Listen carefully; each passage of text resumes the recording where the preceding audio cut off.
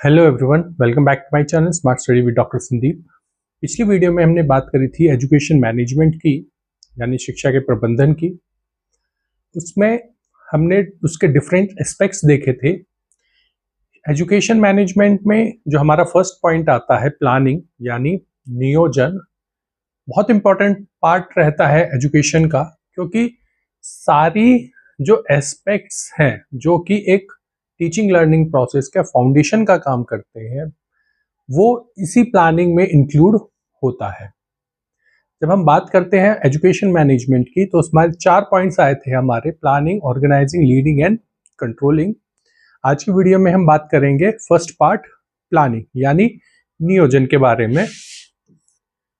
जब हम बात करते हैं प्लानिंग की, नियोजन की, तो नियोजन एक फाउंडेशन का काम करता है, एक नींव का काम करता है इस प्रक्रिया का। अगर मोटे तौर पर भी देखा जाए, कोई भी काम शुरू करने से पहले जब हम उसका एक लेखा जोखा तैयार करते हैं, एक प्लानिंग तैयार करते हैं, पूरा एजेंडा, एक पूरा सिस्टम तैयार करते हैं, जो प्लानिंग या नियोजन होती है, यही चीज शिक्षा में कैसे उपयोग होती है, ये वीडियो उसी के लिए है। बात करते हैं नियोजन के बारे में, planning. Today, various types of experiments are being conducted in the field of education. Many new trends and methods are becoming popular in the field of teaching. सीधी सी बात है, शिक्षा भी एक परिवर्तनशील प्रक्रिया है, उसमें नए नए ट्रेंड्स चलते आते हैं। Now, more emphasis is being given on learning than teaching. कि सीखने से ज्यादा शिक्षण पर ज्यादा जोर दिया जा रहा है सीखने के मुकाबले। As a result of the higher development of science and technology today, teaching is considered high professional activity. जैसे जैसे साइंस तरक्की कर रहा है, टीचिंग में भी इसे हायर प्रोफेशनल नाम दिया जाने लगा है। The most important work of a teacher is to create educational goals and specific objectives for the students and try to bring about the desired changes. तो टीचर के क्या काम बता रहे हैं कि एजुकेशन के गोल्स तैयार करना, लक्ष्य तैयार करना, फिर उसी के अनुसार उसके स्पेसिफिक ऑब्जेक्टिव्स, विशिष्ट उद्देश्य तैयार करना, और इन सब के बाद बच्चों में अपेक्षित व्यवहार परिवर्तन लाना in the behaviour of student according to these. अब सीधी सी बात है, जैसे लक्ष्य होंगे वैसे उद्देश्य तैयार होंगे, जैसे उद्देश्य तैयार होंगे वैसे ही हमारे अपेक्षित व्यवहार लिया जाएगा। The aim of teaching is effective teaching. अब बात आती है कि जी शिक्षण तो है, लेकिन प्रभावशाली शिक्षण कैसे होगा। प्रभावशाली शिक्षण होता है जब हम बच्चे को 90/90 मीन्स जो हमने पूरा पढ़ाया है उसका 90% क्लास के 90% स्टूडेंट्स को समझ में आ जाए, वो हमारी इफेक्टिव टीचिंग कहलाती है। तो शिक्षण कार्य सब कर रहे हैं, लेकिन जो हमने पढ़ाया है वो 90% स्टूडेंट्स को पूरे कंटेंट का 90% समझ में आ जाए, वो हमारा इफेक्टिव टीचिंग है। तो हमें टीचिंग को इफेक्टिव टीचिंग तक ले जाना है। Student can learn any subject matter effectively only when the learning objectives are very clear to them. बच्चा सीख सकता है बशर्ते उसको इस बात की जानकारी रहे कि उसके लर्निंग ऑब्जेक्टिव्स क्या है, what they have to be learn and how to learn. क्या सीखना है और क्यों सीखना है। जब तक बच्चे की लाइफ में लक्ष्य, उद्देश्य स्थापित नहीं होगा, तब तक वो प्रयासरत नहीं हो पाता। A good teacher always sets his teaching objectives keeping in mind the ability and need of the students. बच्चों की आवश्यकताओं के अनुसार एक शिक्षक अपने शिक्षण उद्देश्य तैयार कर रहा है। Nature of the subject matter, उसका जो कंटेंट है, उसका जो सब्जेक्ट है किस प्रकार का है, उस हिसाब से अपना मैटर तैयार कर रहा है। अवेलेबिलिटी ऑफ टीचिंग सोर्सेस, उसे वो टॉपिक पढ़ाने के लिए किन किन चीजों की आवश्यकता है वो दे है। And clarity of measurement tools. पूरी प्रक्रिया होने के बाद मुझे बच्चों का मूल्यांकन किस प्रकार से करना है, बच्चों के मूल्यांकन से टीचर का मूल्यांकन हो जाएगा। These tasks comes in the proper teaching planning। तो जो टीचिंग प्लानिंग है, ये सारी ही चीजें उद्देश्यों को तैयार करना, लक्ष्य तैयार करना, बच्चों के लर्निंग, टीचिंग लर्निंग, उसके मेथड्स, उसके लिए मेजरमेंट, अपने सब्जेक्ट का कंटेंट, ये सारी ही चीजें हमारी प्लानिंग का हिस्सा है। Planning of teaching learning, the first and the most important duty of a teacher is to plan teaching learning. सबसे इंपॉर्टेंट एस्पेक्ट आ जाता है एक अध्यापक के लिए कि वो टीचिंग लर्निंग की जो पूरी प्रक्रिया है, शिक्षण अधिगम की जो पूरी प्रक्रिया है, उसे प्रॉपरली प्लान करे। While planning, teaching learning of teacher has to be followed 3 important tasks। अब हमारा जो पॉइंट है प्लानिंग, नियोजन, उसके 3 भाग आ जाते हैं। पहला है टास्क एनालिसिस, दूसरा आइडेंटिफिकेशन ऑफ टीचिंग ऑब्जेक्टिव्स और writing learning objectives. Task analysis यानी कि यहां पर हम कार्य का विश्लेषण कर रहे हैं, कार्य विश्लेषण। Identification of teaching learning objectives कि उद्देश्यों को पहचान रहे हैं, उद्देश्यों को पहचानना। और writing learning objectives, writing objectives and behaviour term कि उद्देश्यों को व्यवहारिक रूप में लिखना। प्लानिंग के ये 3 पार्ट्स आ जाते हैं, कार्य विश्लेषण, उद्देश्यों को पहचानना और उद्देश्यों को लिखना, व्यवहारिक रूप में लिखना। तो पूरी प्लानिंग इन्हीं 3 पॉइंट्स के ऊपर डिपेंड करती है। बात करते हैं टास्क एनालिसिस की। क्योंकि हम एजुकेशन की फील्ड में है, इसलिए टास्क एनालिसिस को ज्यादा फोकस लेकर चलेंगे, क्योंकि टास्क एनालिसिस टोटली हमारे जो फाउंडेशन है एजुकेशन की, यानी कि शिक्षा का जो आधारभूत नियम है, सिद्धांत है, उस पर फोकस करता है। Meaning of task analysis and it's meaning, task analysis made of 2 words, task and analysis. कि जो कार्य विश्लेषण है वो 2 शब्दों से मिलकर बना है, कार्य और विश्लेषण, task and analysis. Task may be defined as unit of performance which collectively constitute an instruction। कि वो इकाई है जिसमें उस चीज, उस कार्य की पूर्णता को देखा जा सकता है, निर्देश देखा जा सकता है।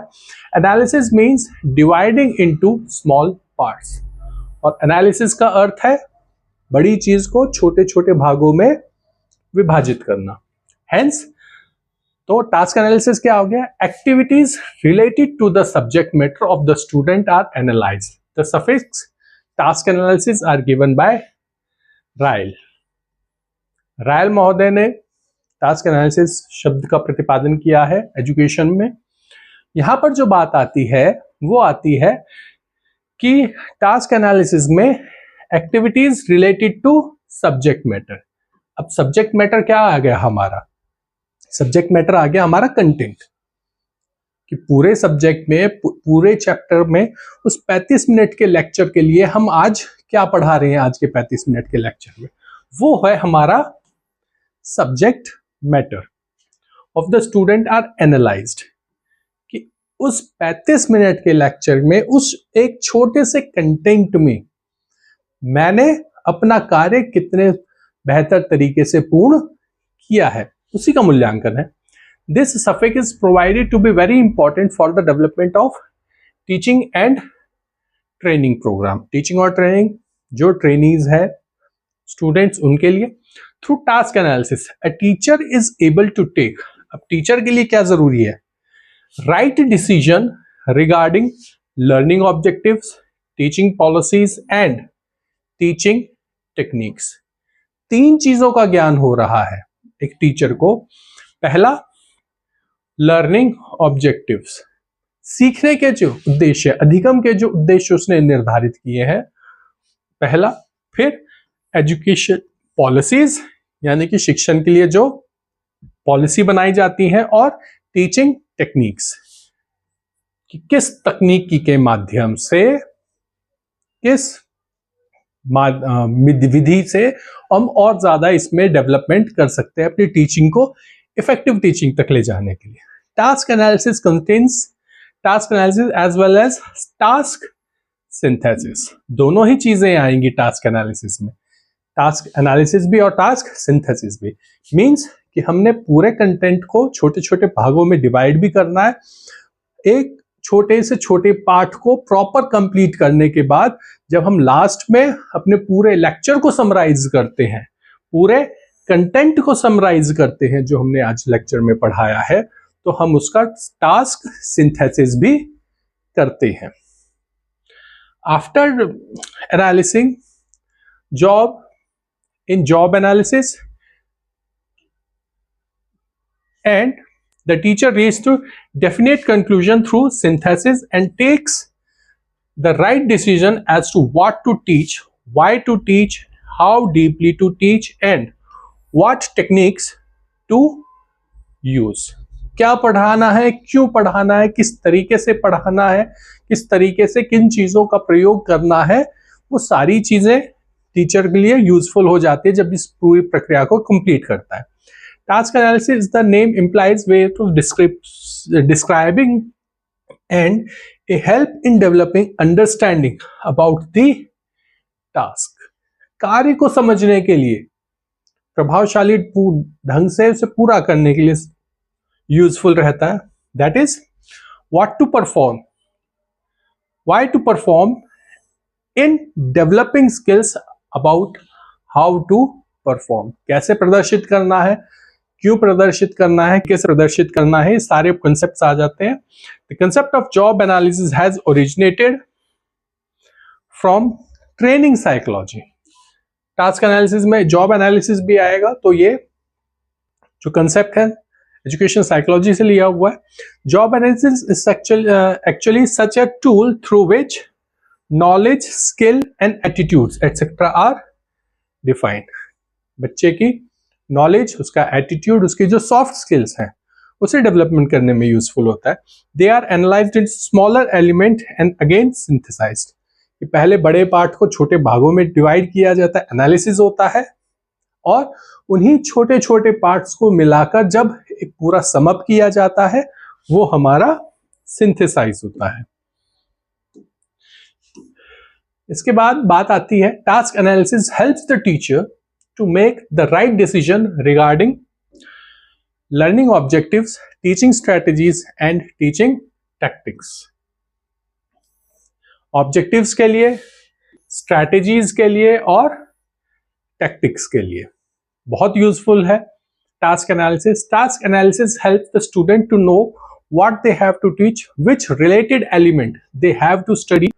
स्टूडेंट्स के लिए क्या पढ़ना है, क्यों पढ़ना है, क्या एलिमेंट्स हमारे लिए यूजफुल है, कैसे उसमें इंटरेस्ट डेवलप होगा। I K Davis has described 4 main features of task analysis. कार्य विश्लेषण के 4 पॉइंट्स बताए हैं डेविस महोदय ने।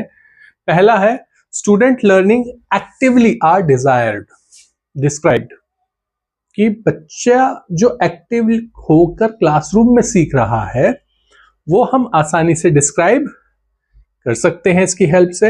एक्सपेक्टेड बिहेवियर आर आइडेंटिफाइड कि जो हमें व्यवहार परिवर्तन हम चाहते हैं बच्चे के अंदर वो पता लग रहा है, आइडेंटिफाई हो रहा है। Then the stimuli and situation that elicit the desired behaviour are identified. वो दीपक और अनुक्रिया का जो रहता है संबंध, स्टिमुलस और सिचुएशन कि माहौल कैसा है क्लासरूम का एनवायरनमेंट कैसा है, और स्टिमुली उद्दीपक जो हम बच्चों को प्रोवाइड कराते हैं जिसके आधार पर बच्चा आंसर दे रहा है, रिस्पॉन्स दे रहा है, एक्टिवली पार्टिसिपेशन कर रहा है। Elicit desired behaviour are identified.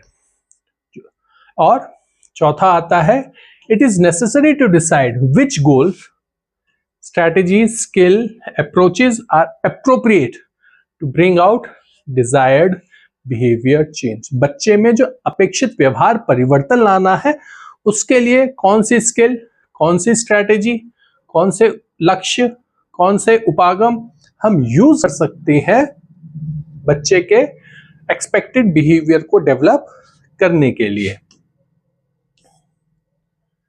इसके बाद बात आती है सोर्सेज ऑफ टास्क एनालिसिस कि सोर्स क्या है। तो exam material, teacher, course material, pictures. जब हम बात करते हैं एग्जाम मटेरियल की, तो आज के टाइम में अगर देखा जाए तो हर बुक में हर एग्जाम से पहले शॉर्ट नोट्स या इंपॉर्टेंट क्वेश्चन बैंक्स टाइप का आता रहता है। नहीं तो आज के टाइम में जो बुक्स हैं, बुक्स में भी important questions, study material available रहता है। सिलेबस में पूरा पैटर्न रहता है कि इस यूनिट से इतने सब क्वेश्चंस या इतने मार्क्स के क्वेश्चंस। देन टीचर उसका अपना पर्सनल एक्सपीरियंस, अदर्स एक्सपीरियंस भी आ जाएगा। देन कोर्स मटेरियल, पुराने बुक्स, पुराने हेल्प पेपर्स, पुराने question papers, and then pictures कि प्रेजेंट में टेक्नोलॉजी में उसमें क्या एडवांसमेंट हो रहा है अब उसके टॉपिक को लेकर, उसके कंटेंट को लेकर। Then components of task analysis, दो कंपोनेंट्स हैं, फिजिकल और मेंटल। पहले बात करते हैं फिजिकल की।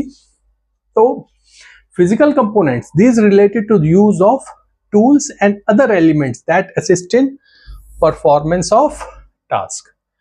कि जितने भी ऑडियो विजुअल एड्स हैं, जितने भी टीचिंग एड्स हैं, वो सारे हमारे फिजिकल कंपोनेंट्स हैं कि कैसे उनका यूज करके अपनी टीचिंग को और इफेक्टिव बनाया जाए।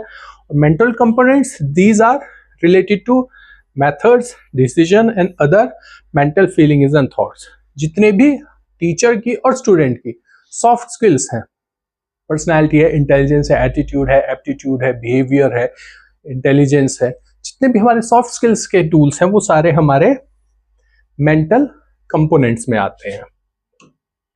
इसके बाद बात आती है टाइप्स ऑफ टास्क एनालिसिस। यहां पर समझने वाली चीज है कि हम बेसिकली, क्योंकि एजुकेशन में लेकर चल रहे हैं, तो एजुकेशन के हिसाब से 3 क्लासिफिकेशन है। पहला आता है हमारा टेक्स्ट और कंटेंट एनालिसिस, कंटेंट और टॉपिक एनालिसिस। दूसरा आता है हमारा एक्शन एनालिसिस, जिसे हम जॉब एनालिसिस भी कह रहे हैं। और तीसरा आता है हमारा स्किल एनालिसिस। अगर बात करें पहले टेक्स्ट और कंटेक्स्ट एनालिसिस की, यानी कि पाठ्य वस्तु विश्लेषण, एक्शन एनालिसिस क्रिया विश्लेषण, और स्किल एनालिसिस हमारा कौशल विश्लेषण। 3 विश्लेषण होते हैं। There are mainly important features जो टास्क एनालिसिस के इंपॉर्टेंट फीचर्स हैं। Student learning actively are described, the expected behavior is identified, the stimulus and situations achieved are identified, and decisions are made regarding goal strategies। ये points हम पहले ही discuss कर चुके हैं। तो मेनली 3 पार्ट्स आ जाते हैं, 3 डिफरेंशिएट हो जाता है 3 पॉइंट्स में, task analysis, content analysis, action analysis और स्किल एनालिसिस। सबसे पहले बात करते हैं कंटेंट एनालिसिस की।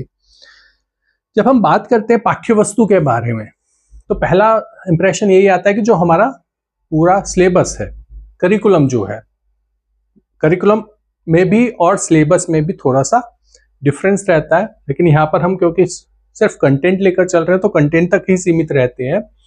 कंटेंट एनालिसिस यानी कि पाठ्य वस्तु विश्लेषण, according to mister Davis, under text analysis, the text is analyzed into its components। कि जो पाठ्य वस्तु है वो छोटे छोटे भाग में विभाजित हो रही है, उसी के अपने जो अंग है, एलिमेंट्स है, in a logical manner, and its synthesis is also done in logical manner। पहले छोटे भागों में डिवाइड हो रही है और फिर वही चीज छोटे पार्ट से एक साथ जुड़ के सिंथेसाइज हो रही है इन लॉजिकल मैनर, सिस्टमैटिक तरीके से, सीक्वेंशियल तरीके से। In fact, under this, the text is analyzed on education and intellectual grounds according to definite objectives. जैसे हमारे objectives हैं, जैसे हमारे goals हैं, उसी के बिहाफ पर हम सिंथेसिस और एनालिसिस, कंटेंट का सिंथेसिस और एनालिसिस की प्रोसेस टोटली डिपेंड करती है हमारे ऑब्जेक्टिव्स के ऊपर. Its ultimate aim is to acquire complete knowledge about the text. जो कंटेंट उसमें अवेलेबल है बुक में, जो टॉपिक लेक्चर में पढ़ाया जा रहा है, जो नॉलेज प्रोवाइड की जा रही है क्लासरूम में, उस नॉलेज को कंप्लीटली डिलीवर करना और बच्चा उस चीज को, उस नॉलेज को कंप्लीटली अंडरस्टैंड कर सके, ये दोनों ही पार्ट आ जाते हैं. Plays an important role in determining the teaching points. That is the main point और thing in the text which attention has to paid in teaching. जो इंपॉर्टेंट पॉइंट्स है, जो इंपॉर्टेंट एस्पेक्ट्स है, जो डिफरेंस है, वो बेहतर से हो जाए, so that the teacher easily achieve the set objectives of his text. कि इससे जो उद्देश्य है उस एक लेक्चर के लिए, उस एक कंटेंट के लिए, वो आसानी से अचीव हो सकते हैं जब हम कंटेंट एनालिसिस को फॉलो कर रहे हैं. Among the most popular method of textual analysis, Davis 1962, होमे 1962, ग्लेट्जर 1963, मैकनर 65. Davis method has proved to be most simple, clear and useful. In the matrix technique propounded by Mr. Davis in 1962, Davis महोदय ने matrix technique use करी थी इन objectives को, content analysis को matrix में बताने के लिए. First of all, the entire text is divided into its component, then each topic is divided into its element and arranged in a definite order. कि क्या कर रहे थे वो इस मैट्रिक्स में, कि पूरे टेक्स्ट को डिवाइड कर रहे हैं उसके कंपोनेंट्स, फिर ईच टॉपिक डिवाइड हो रहा है उसके एलिमेंट्स में, और फिर उनको एक प्रॉपर अरेंजमेंट दिया जा रहा है. छोटे शब्दों में कहें, अगर हम किसी भी सब्जेक्ट बुक का इंडेक्स उठाकर देखें तो यूनिट्स रहती हैं, यूनिट्स में 2, 3, 4 चैप्टर्स रहते हैं जो आपस में एक दूसरे से रिलेट रहते हैं. वो चैप्टर्स भी फिर अंदर सब टॉपिक्स में डिवाइडेड रहते हैं, सब थीम्स में डिवाइड रहते हैं. तो वो जो पूरा कंटेंट है आपस में एक दूसरे के साथ को रिलेट करते हुए उसका सब डिविजन होता रहता है. Thus, in this technique of textual analysis, both the process and analysis and synthesis are adopted.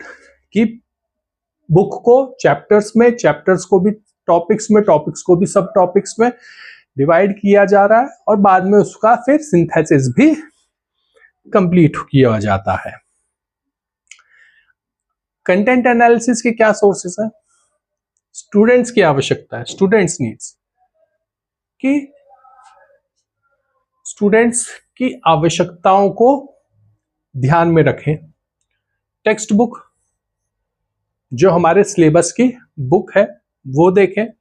Educational requirements, शिक्षा, उस टॉपिक, उस बुक, उस सब्जेक्ट की क्या रिक्वायरमेंट्स है उन्हें भी ध्यान में रखें. Question paper and examination system, previous year के क्वेश्चन पेपर, क्वेश्चन पेपर्स का पैटर्न, क्वेश्चंस का पैटर्न, एग्जामिनेशन का टाइम ड्यूरेशन, सभी पॉइंट्स आ जाते हैं. रिलेटेड करिकुलम मटेरियल, अगर एक बुक में पूरा कंटेंट अवेलेबल नहीं हो पाता, किसी हेल्प बुक की आवश्यकता है तो भी. And arrangement of topic elements in logical sequence, कि जो एलिमेंट्स में हम पॉइंट्स को डिवाइड कर रहे हैं, जो एनालिसिस कर रहे हैं, लास्ट में एलिमेंट्स तक जा रहा है, वो लॉजिकल सीक्वेंस में प्रॉपर लॉजिक के अकॉर्डिंग ही उसका डिवीजन और फिर सिंथेसिस, यानी एनालिसिस और सिंथेसिस में लॉजिकल सीक्वेंस होना बहुत जरूरी है, ताकि बच्चा उसे आसानी से छोटे पार्ट्स में समझ सके, और जब हम उन छोटे पार्ट्स को बड़े सिंथेसिस पॉइंट्स में सिंथेसाइज कर रहे हैं तो वहां पर भी उसको कॉन्सेप्ट्स प्रॉपरली क्लियर आउट हो जाए. Then, as we know that arrangement of the related element of each subdivision of the text is done by keeping in mind the related rules. Generally, after text analysis, the following rules should be followed and arranged. अब points आते हैं कि हमें content analysis को कैसे, किस आधार पर coordinate करना है, सब डिविजन करना है, और शॉर्ट में कहें तो सिंथेसिस एनालिसिस करना है। फ्रॉम नोन टू अननोन, जो बच्चा जानता है उसे नवीन ज्ञान की तरफ ले जाए।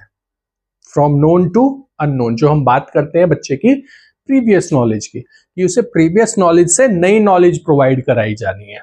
तो from known to unknown, from simple to complex, आसान चीजें बताई जाए पहले, आसान चीजों के साथ हम धीरे धीरे उसका डिफिकल्टी लेवल बढ़ाएं, यानी कि उसको कॉम्प्लेक्स की तरफ ले जा रहे हैं। देन कंक्रीट्स टू एब्स्ट्रैक्ट, सूक्ष्म से पूरा बड़े तक, सामान्य से विशेष तक।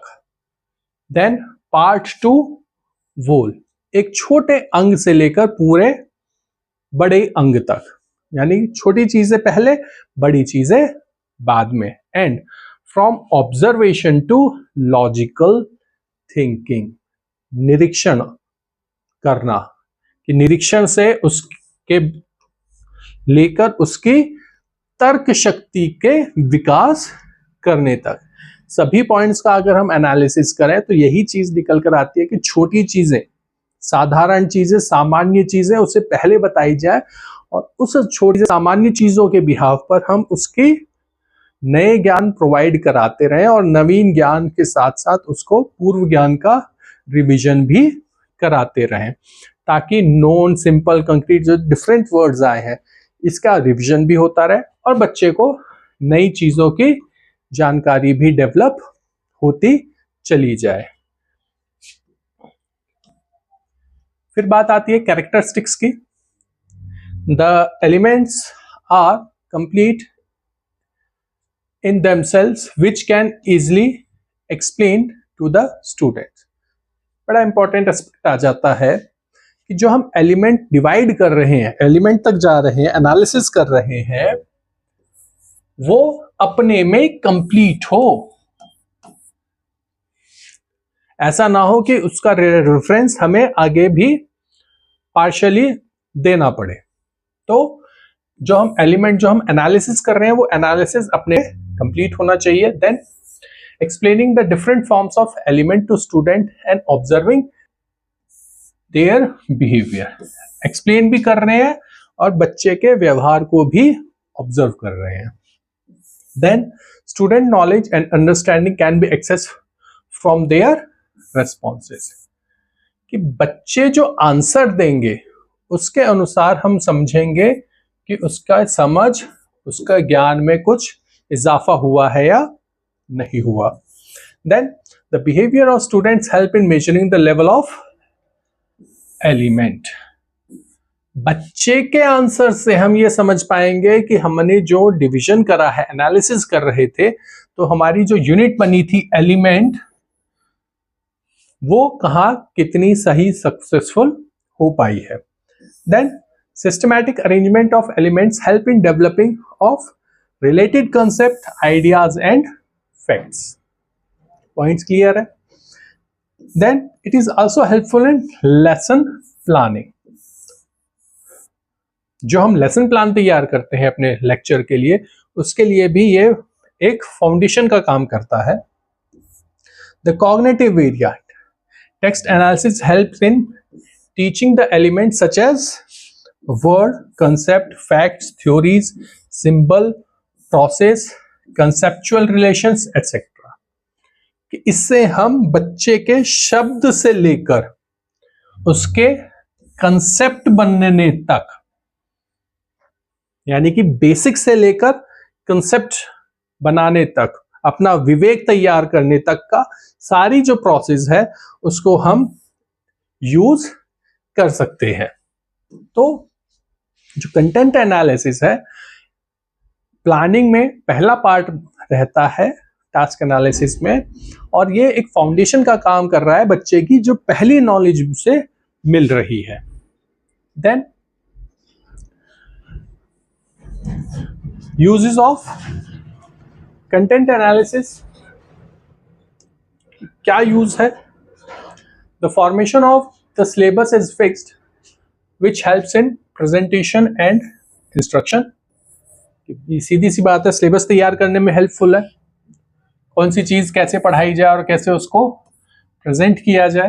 Then objectives are written in practical terms, जो हम आगे बात करेंगे, उद्देश्यों को व्यवहारिक रूप में लिखने की, उसके लिए तैयारी करता है।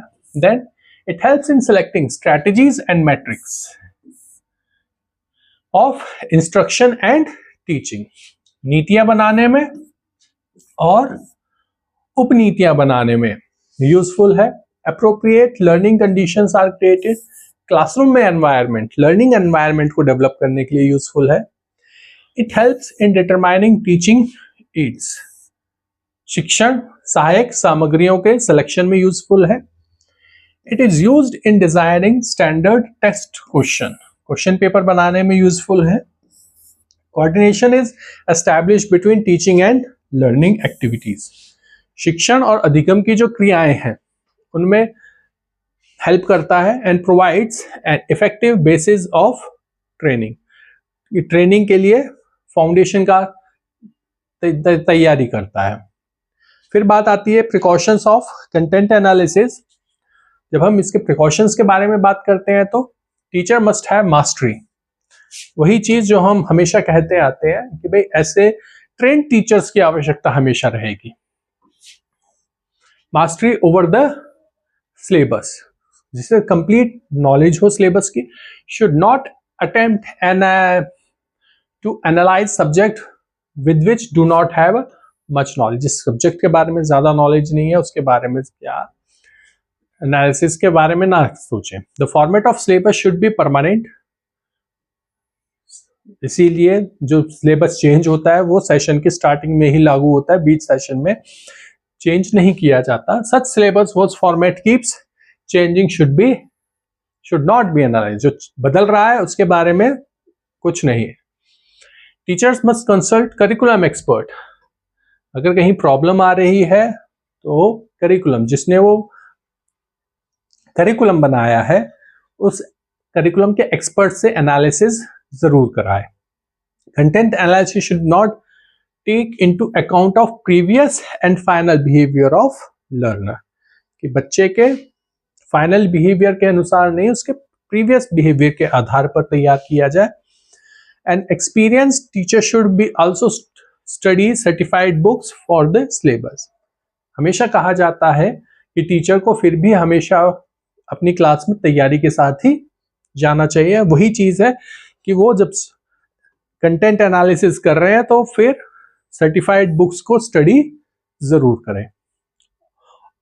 All possible sources should be used in text analysis, केवल काम नहीं, जितने भी पॉसिबल एस्पेक्ट्स हो सकते हैं उन्हें भी यूज किया जाए। The elements of the syllabus should be arrange systematically, then with help of formulas, formula भी यूज किए जा सकते हैं, प्रॉपर सिस्टमैटिकली अरेंज भी किया जा सकता है, जैसे आई.के. डेविस ने मैट्रिक्स के बारे में कहा था। Textual analysis should try to answer the 4 fundamental questions, what, why, how and skills. जो 4 क्वेश्चंस हैं, फंडामेंटल वर्ड्स हैं क्वेश्चन के लिए, उनका आंसर देने में हेल्पफुल होना चाहिए हमारा। फिर बात आती है लिमिटेशंस क्या है। Analysis of the elements of the text involve individual aspects. सीधी सी बात है, इंडिविजुअल एस्पेक्ट्स भी, टीचर भी तो आखिर इंसान ही है। अगर सेम सब्जेक्ट, सेम क्लास का सेम टीचर एक कंटेंट एनालिसिस कर रहा है तो उसी टॉपिक, उसी सब्जेक्ट, उसी क्लास का कोई दूसरा टीचर सेम एनालिसिस नहीं कर पाता। The form of topic varies according to different programs. Standards forms of topics cannot be given. The nature of any case cannot be ascertained. the sequence of elements is arranged by the reactor in its own way. Not all cases can be analyzed. सभी का analysis नहीं हो सकता. This is a challenging task, hence researchers are unable to perform the analysis properly. Training is required for this. सभी teacher नहीं कर सकते, training की आवश्यकता है. कोई छोटा कार्य नहीं है टास्क एनालिसिस या कंटेंट एनालिसिस को करने का, ये बड़ी टास्क है. इसके बाद बात आती है हमारी जॉब एनालिसिस की. कंटेंट एनालिसिस, क्योंकि हम एजुकेशन की फील्ड में है तो बहुत इंपॉर्टेंट रोल प्ले करता है कंटेंट एनालिसिस को. कंटेंट एनालिसिस होने के बाद ही हमारा जॉब एनालिसिस आता है. जॉब एनालिसिस क्या है? This term deals with what is to be done in the job, कि जिस कार्य को हम कर रहे हैं, जिस क्रिया को हम कर रहे हैं, वो कैसे की जानी है. Hence it includes the analysis of physical and psychomotor activities. इसलिए इसे हमें शारीरिक और मानसिक दोनों ही एक्टिविटीज का यूज होता है, उसका भी हमें एनालिसिस करना पड़ता है. प्रोफेशनल एरियाज में इस कंसेप्ट का ज्यादा रोल होता है. फिर तीसरा आता है हमारा स्किल एनालिसिस, यानी कौशल विश्लेषण. Skill analysis is the next step after action analysis. Action analysis मतलब जॉब एनालिसिस, कि पहले हमने कंटेंट करा कि हमें क्या पढ़ाना, कैसे पढ़ाना, अपने पढ़ाने को, अपने कंटेंट को छोटे पार्ट्स में डिवाइड कर दिया.